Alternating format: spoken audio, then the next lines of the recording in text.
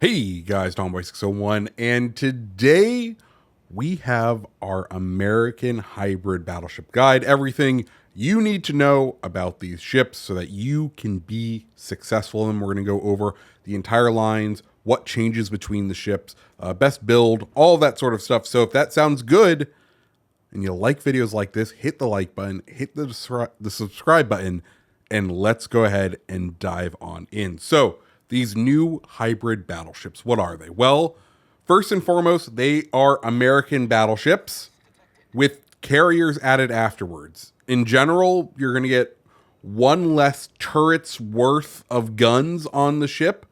In exchange for that, you're going to get a nice little armored hat for your superstructure, a fighter squadron that can drop torpedoes in around 12 seconds, somewhere about your detectability range every 90 seconds, and you get pretty good AA coverage. Those are sort of the strengths and weaknesses of the vessels to begin with. The first ship of the lineup is going to be Connecticut, and Connecticut is a weird amalgamation of all of the other tier 6 American battleships. You got a North Carolina hull, you got Florida turrets, you got the girth of a Colorado. It's a bit weird. So this is the only ship in the lineup to feature 356 millimeter guns, i.e. 15-inch guns. They're in two quad barrels off the front. They have about a 17-kilometer range, and they're going to reload in about 28 seconds. So kind of that standard American battleship feel as far as those guns go, right? 30 seconds-ish reload, decent range. This one's just a bit weird because it's two quad turrets, which only happens on the Florida. The aircraft you get, it's going to drop 3 torpedoes with a max range of 12.5 kilometers, and it's going to take 12 seconds to get to their drop time. And let's now talk about the armor on these ships, because they are surprisingly tough. They do have this massive superstructure element to them, right? But they are surprisingly well armored because the roof, the flight deck, is an armored flight deck. So they are surprisingly resistant to HE. For example, on Connecticut, we have a 25 millimeter bow, 32 millimeter side plating, and deck on the top. So when you're looking at this ship, which is usually going to be bow in because, well, the two turrets are off the front, so it makes sense for a player to naturally want to bow tank with this ship. What you can hit to do damage is surprisingly small, right? Because you have that 25 millimeter bow, which depending on what guns you have at tier 6, you might be able to punch through. Then it comes to the turrets, which kind of pretty much cover off a lot of that vulnerable 15, 16 millimeters of superstructure from the front.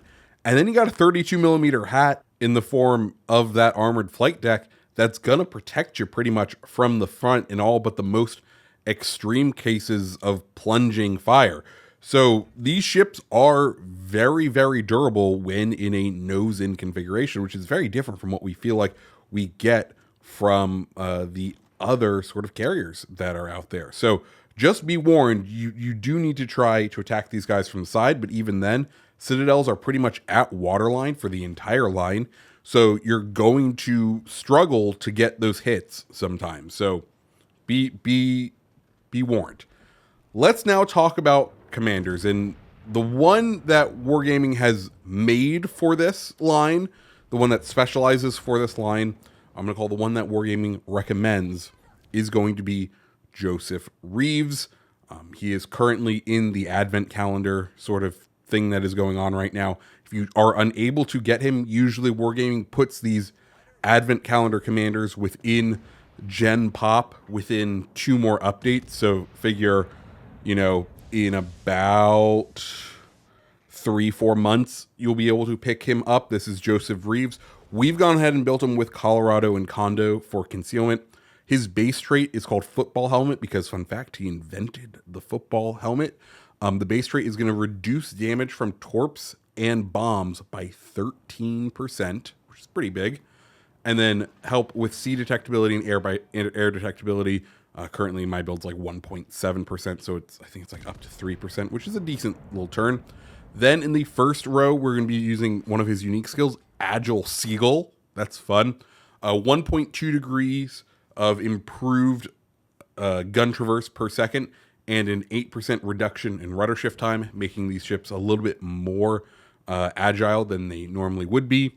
Then we are running bird's eye view, which is going to boost the range of both the airstrike and the main guns by 4%. Then we are running either on second thought, which is going to help with reload by 4%, and also when switching, when you have it already fully reloaded by 50%, or one of his other unique skills, which is Sea Wings, which increases airstrike and max movement speed by 4%. It's not a huge buff to the airstrike. You see, a buff to that, and it does help with time on target for those planes, but it's only about like 0.1 seconds. So it's not a huge benefit, but it could help you if you are struggling with landing those airstrikes. Then on the last row, I think there's nothing bad that can be taken here. First one's Master Mechanic. You know it, you love it. 2 extra heals, pretty great. Then we have Naval Aviator, which is going to boost the torp speed by 4 knots. And they are kind of slow torps, 45 knots, 40, in that sort of range. So it could do with a little bit of boosting. It's going to reduce the arming distance by up to 8% and boost the damage by up to 4%. Or the other option, which is really unique. It's called Iron Feathers. It's going to add 6% health to your ship, 16% health to the airstrike planes, which can be helpful if you're not getting all of the planes down, which can, especially once you get up to Louisiana, where each plane is dropping 2 torpedoes, it could drastically reduce the number of torpedoes that you are actually able to get out. But the other interesting thing is it gives you a radio indicator on where the nearest ship is, which is like, that's really cool. That's a fun little give the battleships twist and track. It's unique, if nothing else. So that is Joseph Reeves. That's one of the ways you can build it. We'll talk about one of the other ways a little bit later. And now let's move on to Nebraska. Nebraska is actually one of my favorite ships of this line. It's basically an American bow tanking battleship, which is super dope. You get 2 3-barrel 16-inch guns now, right? Good old 16-inch guns, usual American characteristics on those. A 32-millimeter bow and deck, which means you're pretty much able to bow tank a lot of what's out there, other than like Musashi and some of the bigger guns, but a 32-millimeter deck that shares that same layout that we saw with Connecticut, where it does get really difficult to land shells into the soft superstructure of Nebraska, once again making it surprisingly tanky. And then you add that to the rest of the characteristics of the line. For the aircrafts, we do get an upgrade, and you'll see a pattern with these aircraft drop upgrades going from 3 torpedoes to 4. Max range will now be 13.5 kilometers and a 12-second drop time. But also being at tier 7, it gives you something else, and that's access to all of the mod slots. So let me go ahead and go over what my recommended build for all of these ships are.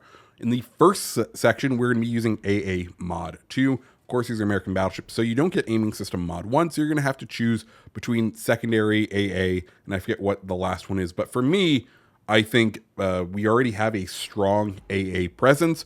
Why not buff it out a little bit more with that AA mod? Then we are running prop mod. Reason we are running prop mod is prop mod's becoming a lot more important with both these here in the game now, and also the DE7 and its airstrikes. Being able to change velocity, to change heading is super important, and getting a 50% boost to your ability to change direction like that is absolutely massive and should not be looked away from. So highly, highly recommend the prop mod on these vessels. Also, you are going to be doing a lot of island hugging because these have a very frontal, heavy sort of regiment to their guns. Using an island, kind of hugging up against an island to help that protect your vulnerable side is something you may want to be doing a ton of, especially because it allows you to look down one lane, right? And then still have influence on other lanes by using that airstrike to drop in when other ships are spotted. It's like this class is just so much fun in order to play. Prop mod is one of the ways you need to be able to exploit that. After that, we have concealment mod. Makes sense. And then finally, because it's American Battleship, we get artillery plotting room. And well, more accuracy is more better, and you definitely feel the lack of it on Connecticut with those guns. Florida already atrocious a lot of the time, and you feel it just that bit more. So once you get up to Nebraska, make sure you are running artillery plotting room. The next ship we get in the line is going to be the Tier 8 Delaware, which is weirdly my least favorite in the line. And I think it comes down to the fact that with Delaware, we get a rear turret. And the rear turrets on these vessels can be a bit difficult to use just because it doesn't have the best firing angle, right? If you're trying to use it facing forward, you're going to have to open up yourself a lot in order to get that rear gun engaged. And it's going to open you up to a point where you can easily take some shots in, especially on that citadel. Or you can try the other sort of way that a lot of people play the battleships, which is using that sort of older over-the-shoulder firing rearward. But even then, it does work out a bit better. It's still not the best for these ships. But also, when you're in that rearward firing position, a lot more of that superstructure is easier to hit. And you're going to find yourself taking a lot more damage just because the turrets do a lot of blocking for you in that forward position. And when you don't have those the step turrets, you're going to find yourself in a bit more pain. And it's not as fun. Let me just say that. So I think Delaware comes up short in all of this just because it's the first ship that gets that rear gun. So what else is there about Delaware? Well, it features an Iowa hull. You get those two 16-inch guns in the front, and you get one double turret in the back. For the planes, now you're going to get 5 torps instead of 4 torps, 14-kilometer range on those airstrikes, and an 11.7 second time to drop. As far as armor goes, though, 32 millimeter bow, 38 millimeter deck and side plating. You can see about half of the ship now, as far as the superstructure goes, is also armored. So you're getting more armor on these ships, making it even more difficult to hit overall. Like I said earlier, these ships are surprisingly resilient, and you're seeing why just here in the armor schemes. Now, before we get on to the final ship, let's go ahead and talk about the other side of the commander coin. And that's just using your regular American battleship commander. Because the argument is that you use your guns the most on these ships compared to anything else, right? Airstrikes can only be used every 90 seconds. So to buff that would be weird when you're firing your guns triple that amount. So if you can buff the guns, you're going to see more return on your investment to the guns than you are into the airstrikes. And I'm in agreement with that camp. So I've been using a Zerlane, New Jersey with a damage build, which includes Arthas. And Arthas is particularly nasty, as the torpedoes you drop can also be buffed by Arthas. So you can get yourself a 20% buff to the torpedoes, which gets pretty nasty, especially when you surprise hit someone for just a ton of damage.